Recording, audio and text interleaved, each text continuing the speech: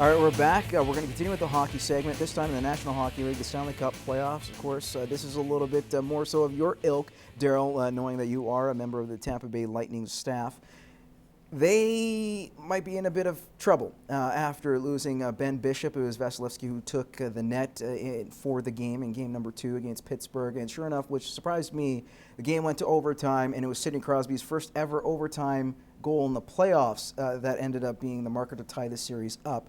But when you look at that, what do you kind of expect going into Tampa Bay, knowing with the situation with their goalies, knowing with the health status of Steven Stamkos? What's kind of the I don't think situation it's the goaltending they're really concerned about, because Vasilevsky's a really good young goalie. And I watched part of the game. He played really well last night. It's funny, the playoffs, every round that I've watched, and even during a game, it's always momentum. It seems whoever has the momentum, whoever scores a goal during that momentum has the up. And I mean, you see that during the regular season, but in playoffs, I don't think you can keep a high level of energy for 60 minutes. So one team will have it for 4 or 5 minutes, then the next team. So whoever scores on those momentum switches is the team that gets the upper hand. It's funny, we do have injuries, and last night we had some guys that were sick. So it comes down to luck, goaltending, injuries, sickness. It's who's on a roll. Should have worn my Penguins jersey. Should have. I have one. It's glorious. I honestly haven't watched the games of the RBC Cup, but it's from what I've seen. It's from Pittsburgh's standpoint, it's their depth again. It's not the top guys doing everything. It's the bottom guys. It's the HBK line, as they've kind of dubbed it on Twitter now.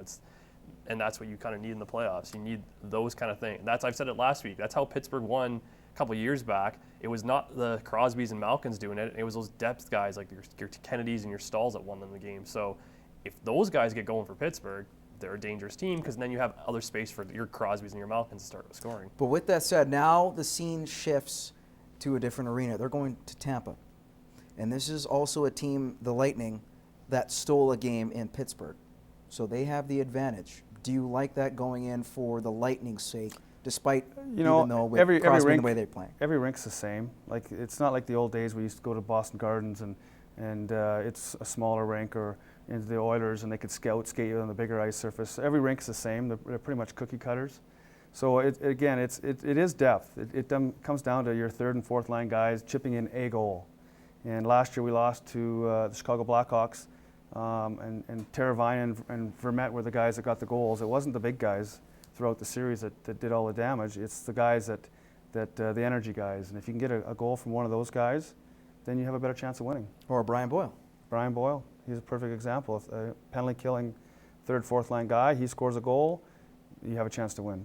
All right, guys, let's move on to the other series, the Blues and Sharks. You have the San Jose, both offenses are going to be out there, but really the goaltending is what's going to win you the games, as you obviously know and understand. It looks like the formation for St. Louis, it's starting to work. They've always gone with the two goalie system with Elliott and Allen, and right now you got one horse who's doing pretty darn good. I guess a darn good job. Andrew, who do you see kind of in this series emerging even more so?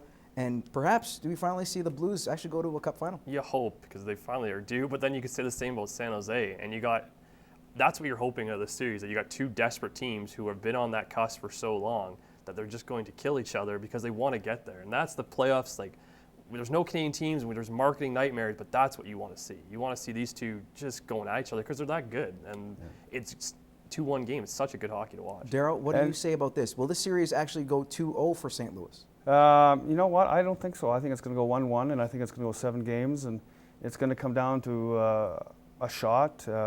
It's going to something down a penalty. It's going to come down to such a small little thing that is going to turn the series.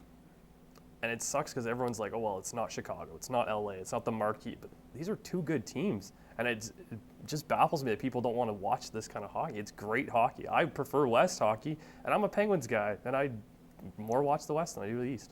You know what's shocking about this when you actually combine all professional sports? The biggest market that's still in the playoffs, whether it's the NBA or NHL, is the Toronto Raptors. Would you believe that?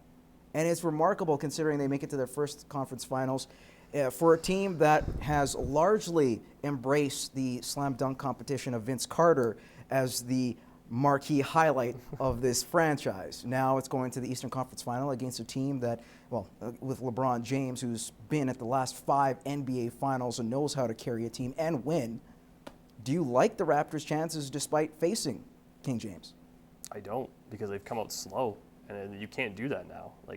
They know how to get there. Cleveland knows how to. James knows how to.